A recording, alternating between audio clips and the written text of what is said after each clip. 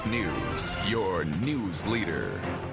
We all know troops serving overseas endure a lot while they're serving our country and risking their own lives. That's what they're trained to do. Indeed, but having the right supplies at the ready and weapons at work, all vital for a successful mission. But what if the standard issue gun cleaner that all the troops train with and take overseas just is not doing the job? Well, that's where a product dreamed up by a mid-Michigan man comes in. Jane Aldrich has a look at Gunzilla in the first of a two-part special report.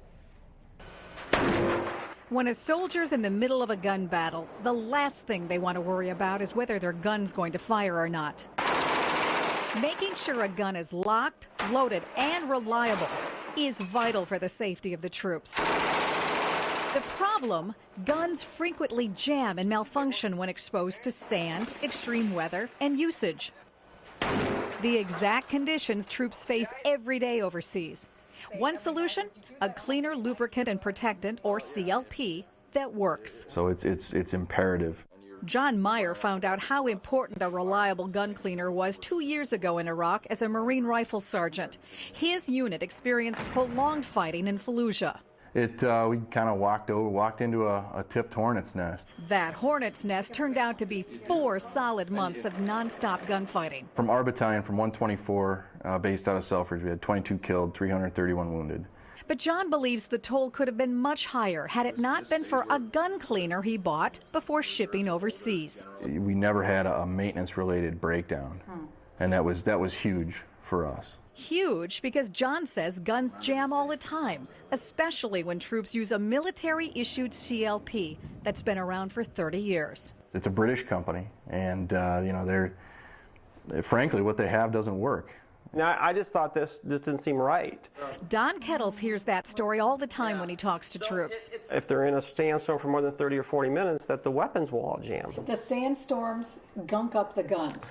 Well, there's two things that does it. One is that when you shoot the gun a lot, the carbon flying off the bullets is attracted to the military CLP and it sticks to it. The second thing is that sand, dust, and particles also stick to the CLP. And that's one reason Don decided to take up the cause, to find a better alternative.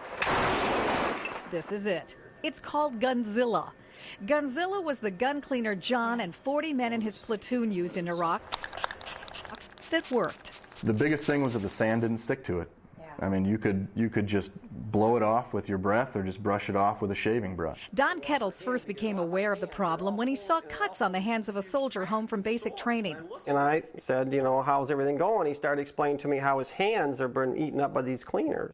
Don did some research and found the gun cleaner issued by the military is a petroleum-based solvent.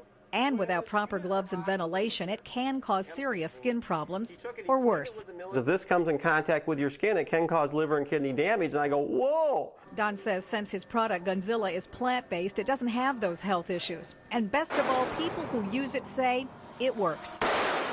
Officers of the Lansing Police Department were some of the first to test out Gunzilla 5 years ago. We did some testing with it with some of our firearms, used it to clean some firearms, did some testing with temperatures and such, and found that it worked really well for us. So well that Gunzilla is now the only gun cleaner the Lansing Police Department uses. They're not alone. Right now, over 125 police departments around the country use Gunzilla, along with 12 federal agencies and countless sportsmen and hunters. Okay, so the big question is, why isn't the military buying this? Well, that's a good question. And tonight on 6 News at 11, you will find out why Gunzilla is still not getting into the hands of troops who need it. More coming up right here on 6 News at 6. Well, a Lansing man is helping to supply military troops, police agencies, and sportsmen with what he calls a new and improved way to clean a firearm. Now, tests show it reduces the number of weapons malfunctions, sometimes as much as 100% of the time. So why isn't his product being used by the U.S. military? Well, Jane Aldrich looks into that in the second part of our special report on a product called Gunzilla.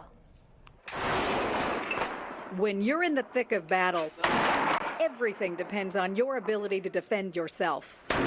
Having weapons that function has got to be a top priority. Absolutely. I mean, you want to squeeze the trigger, and the last thing you want to feel is a ka-chunk.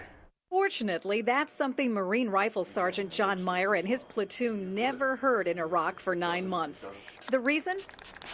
A gun cleaner John bought in the States and brought with him to Iraq. It's my opinion. I mean, we had some pretty new gear, but we had a product called Gunzilla that we used exclusively. And you can spray it real quick. Gunzilla is the brainchild of Don Kettles from Lansing. Don came up with a patent-pending formula 5 years ago to solve a problem. The problem? For 30 years, the U.S. military has been issuing a gun cleaner to troops that troops and Don say doesn't work. If you were to take a normal gun oil and you were to start to shoot the gun, the oil would attract and collect the carbon. Same thing with the military cleaners. Now, if you're in a sandy environment like Iraq, it's going to also attract and stick it, and this is what jams up the guns. And when guns jam, lives are in jeopardy. Everybody's had to use a product that everybody knew would create problems, and that's not right. But now Don has developed a product that addresses the problem, point blank. Do you think this product saved lives in your unit?